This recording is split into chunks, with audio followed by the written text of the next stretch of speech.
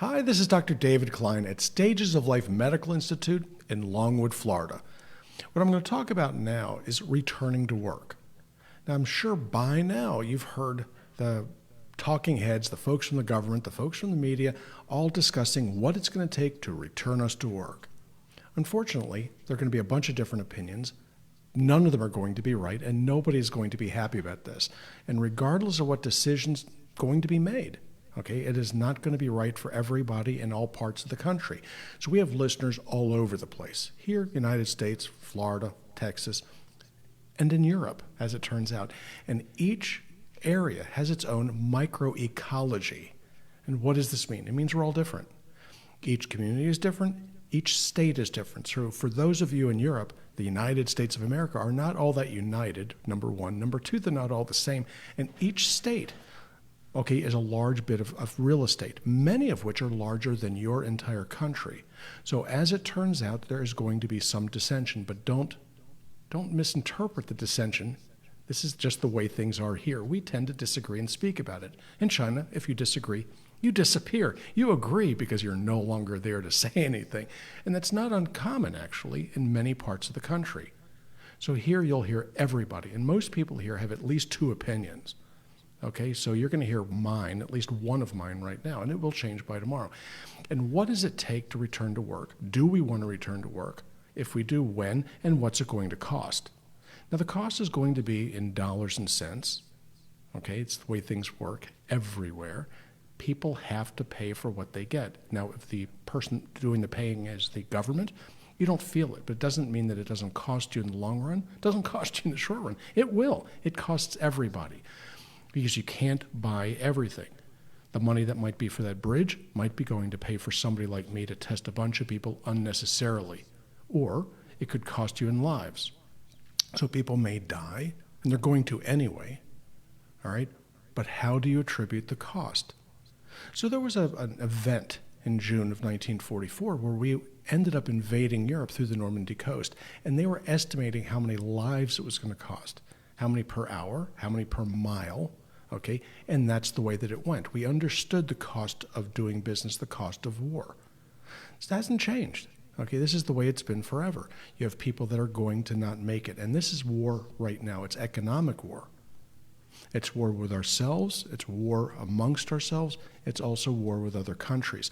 So be aware that when another country elsewhere enters the workforce, enters the economy of the world, they're a step ahead of us. This is somebody graduating ahead of you in high school. They're going to be there to get the job before you do and understand how this works. It's a global economy. Now, I'm not a globalist. I don't really think there is such a thing. If you can't agree with your neighbor, you really think you're going to agree necessarily with the government 1,000 miles away or 2,000 or 4,000 miles away? It's unlikely. We are going to disagree, and that is good. Disagreement always gets us more than everybody agreeing to the same stupid thing.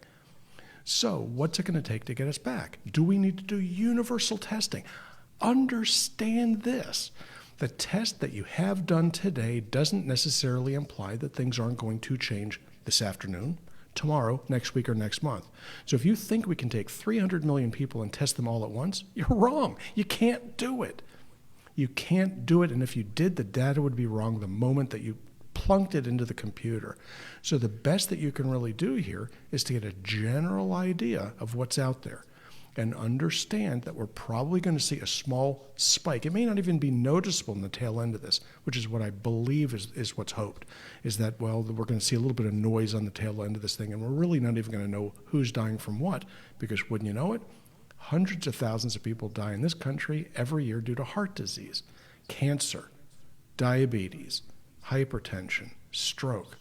That's the way it goes. Okay, so as we start getting into smaller peaks on the tail end of this thing, it may not even be noticeable. So when you start accusing people, you've got blood on your hands because somebody died as a result of this. Hey, look, that's just the way things run. The Black Plague in Europe, nobody had blood on their hands. They never claimed that they did. Nobody ever claimed since that they did, and we should not be doing that now. We have to take our best guess and then understand that if we end up with a country that's at an economic disadvantage because we took too long to go back to work, worrying about a few casualties, which we will have, and I might be one of them, as it turns out. I'm sitting in here, in the, quote, front lines. Heck, I've been to war. This isn't the front lines, okay? This is business as usual in the medical industry. Now, granted, we've got some things going around that are a bit more contagious than average, but a lot of people went into the jungles to deal with Ebola, and some of them didn't come out. That's the way it works. Yellow fever. Lots of diseases happen. Zika. There's no cure for Zika either. So what do we have to do? Just recognize the fact that no, we're not entitled to combat pay, because this is not combat. This is just doing our job. This is what we're trained to do. You can thank us. That's great. Make me some donuts. I don't eat them anyway, but just go about your business.